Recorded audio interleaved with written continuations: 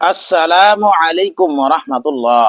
যদি আপনার এমন কোনো দুশমন থাকে, এমন কোনো শত্রু থাকে যে সব সময় আপনার ক্ষতি করার চেষ্টা করে, আপনাকে কষ্ট দিতে চায়, সর্বদা আপনাকে কষ্ট দেওয়ার চিন্তা ভাবনায় লিপ্ত থাকে, সর্বদা আপনার ক্ষতি করার চেষ্টা করে, তাহলে আজকের এই ওজিফাটি করুন।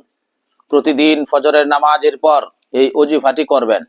ফজরের নামাজ আদায় করে সর্বপ্রথম 11 বার দুরূদ শরীফ পড়ুন, অতঃপর 21 বার সূরা আল হাক্কাহ পড়ুন।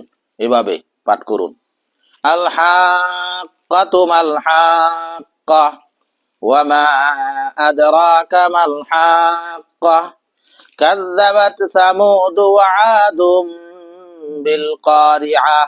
শেষ পর্যন্ত।